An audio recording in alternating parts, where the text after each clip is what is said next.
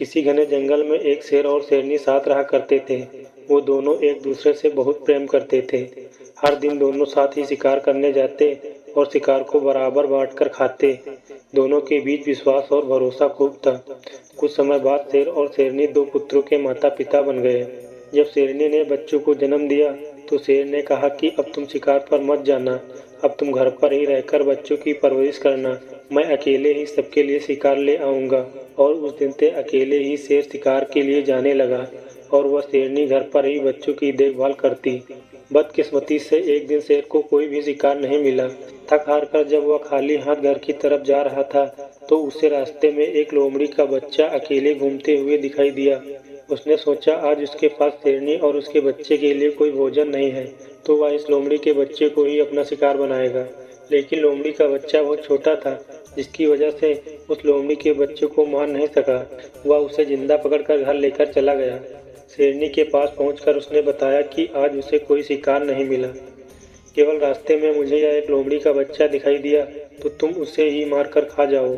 शेर की बातें सुनकर शेरनी ने कहा, जब तुम इस बच्चे को नहीं मार पाए तो मैं कैसे मार सकती हूँ। मैं इसे नहीं खा सकती, इसे भी मैं अपने दोनों बच्चों की तरह पाल पोस कर बड़ा करूँगी और यह अब मेरा तीसरा पुत्र होगा। उसी दिन से शेर और शेरनी लोमड़ी के बेटे को भी अपने पुत्रों की तरह प्यार करने लगे और वह भी शेर के परिवार के साथ बहुत खुश था। उन्हीं के साथ खेलता कूदता और बड़ा होने लगा। तीनों बच्चों को लगता था कि वे सारे शेर ही हैं। जब वह तीनों कुछ बड़े हुए तो खेलने के लिए जंगल में जाने लगे। एक दिन उन्होंने वहां पर एक हाथी को देखा। शेर के दोनों बच्चे हाथी का शिकार करने के लिए लग गए। वहीं लोमड़ी का बच्चा डर के मारे उन्हें ऐसा करने से मना कर रहा था, लेकिन शेर के दोनों बच्चे लोमड़ी के बच्चे की बात नहीं मानी और वह हाथी का शिकार करने में लगे रहे। लोमड़ी का बच्चा वापस घर में शेरनी माँ के पास आ गया।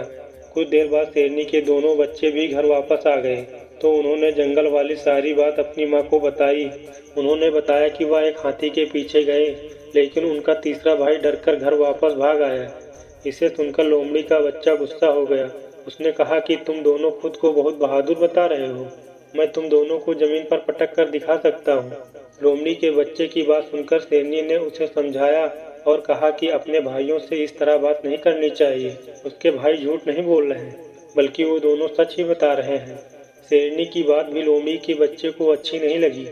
गुस्से में आकर उसने कहा कि क्या आप भी मुझे डरपोक समझ रहे हैं, और हाथी को देखकर मैं डर गया था। लोमड़ी के बच्चे की यह बात सुनकर शेरनी उसे अकेले में ले गई और शेरनी ने तब बताया कि उसके लोमड़ी होने का सच, और बताया कि हमने तुम्हें अपने दोनों बच्चों की तरह बड़ी ही प्यार से पाला है और उन्हीं के साथ तुम्हारी परवरिश की है।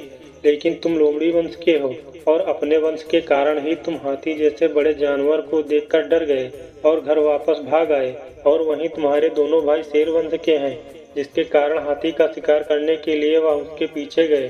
शेरनी ने आगे कहा कि तुम्हारे दोनों भाइयों को तुम्हें लोमड़ी होने का कोई पता नहीं है। जिस दिन उन्हें पता चलेगा वह तुम्हारा शिकार भी कर सकते हैं। इसीलिए अच्छा यह होगा कि तुम यहाँ से जल्दी ही भाग जाओ और अपनी जान बचा लो। शेरनी से अपने बारे में सुनकर लोमड़ी का बच्चा डर गया और मौका मिलते ही वह रात में वहाँ से भाग गया।